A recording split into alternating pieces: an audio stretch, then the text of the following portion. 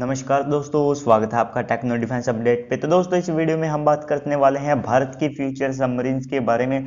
कौन कौन सी सबमरीन भारत कितनी संख्या में अपने बेड़े में शामिल करने वाला है, और कौन सी न्यूक्लियर पावर्ड सबमरीन होगी, और साथ ही कौन सी कन्वेंशनल सबमरीन होगी, और किस तरह की मिसाइलों से ये लैस होने वाली है। पूरी डिटेल से हम इस वीडियो में जानने वाले हैं। लेकिन उससे पहले अगर आपने हमारे चैनल को अब तक सब्सक्राइब नहीं किया है तो प्लीज चैनल को सब्सक्राइब कर दीजिए, साथ ही बेल आइकन को भी दबा दीजिए ताकि आपको ऐसी ही डिफेंस से रिलेटेड वीडियो मिलती रहे।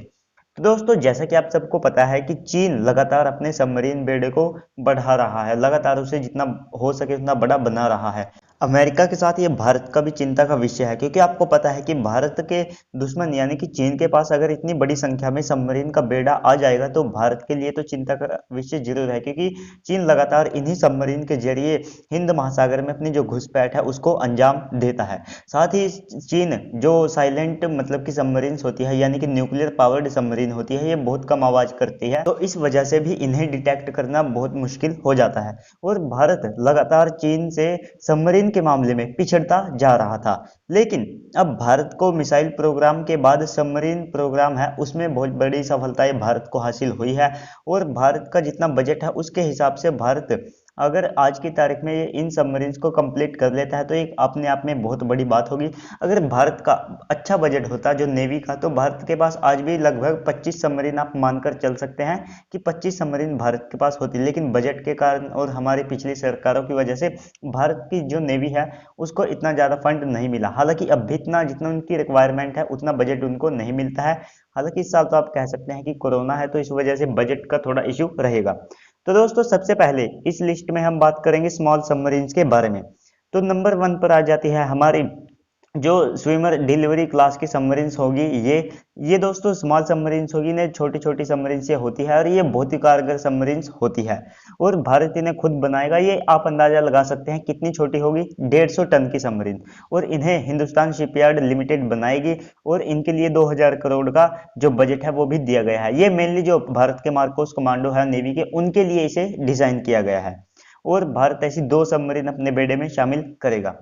तो वहीं पर अगली आ जाती है सबमरीन जो कन्वेंशनल सबमरीन है उनके बारे में।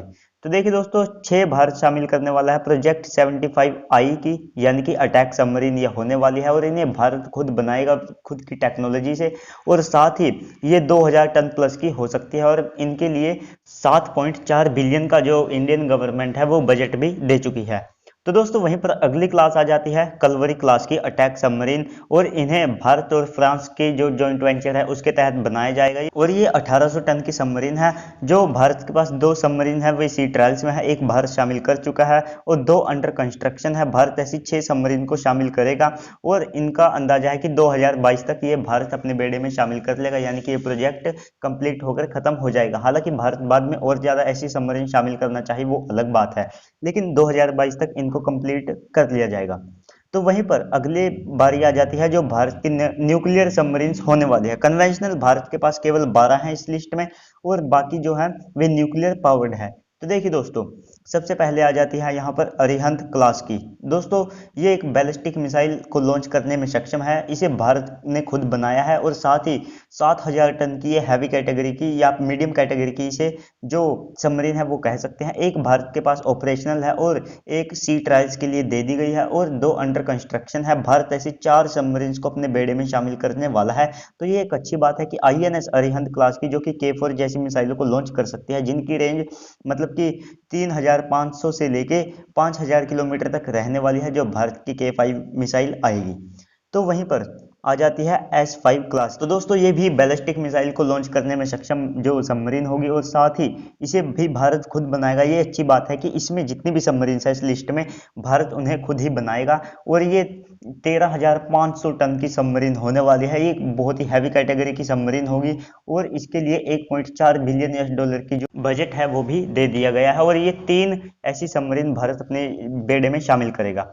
तो दोस्तों, वहीं पर आ जाती है चक्रा 3 यानी कि अकुला क्लास की सबमरीन। इनका भी आपको पता है कि ये कितनी अच्छी सबमरीन है, भारत ने इन्हें लीज पर ले रखा है और ये अटैक सबमरीन है। इन्हें रशिया से भारत ने लीज पर लिया है और ये एक अच्छी डील होती है लीज पर लेना, क्योंकि आपको पता है कि कुछ सालों बाद जो सबमरीन्स होती है उनको रिटायर करना पड़ता है। तो ऐसे में इन्हें केवल लीज पर लेकर भारत अच्छा फायदा उठा सकता है। इस पर बजट में भी बहुत ज्यादा कम असर पड़ता है और साथ ही रशिया के साथ ऐसी कंडीशंस नहीं आती है जैसे अमेरिका के साथ आती है कि आप हमारे हथियार को यहाँ यूज कर सकते हैं, यहाँ नहीं कर सकते हैं। तो ऐसे में रशिया के साथ ऐसी कोई भी कंडीशन भारत को नहीं झेलनी पड़ेगी। और दोस्तों ये 13,800 टन की ये भी हैवी कैटेगरी की सबमरीन है। भारत एक ऑपरेशनल है भारत के पास और साथ ही एक और भारत ने ऑर्डर पर दे रखी है। और दोस्तों ऐसी 2 सबमरीन भारत के बेड़े में शामिल होगी। तो वहीं पर जो इस कैटेगरी की लास्ट सबमरीन आ जाती है वो है इंडिजीनियस एसएसएन क्लास की। दोस्तों ये भी एक अटैक सबमरीन होने वाली है। इन्हें भी भारत खुद की टेक्नोलॉजी से बनाएगा और साथ ही ये 6,000 टन की सबमरीन होगी और भारत ऐसी 6 सबमरीन को अपने बेड़े में शामिल करेगा।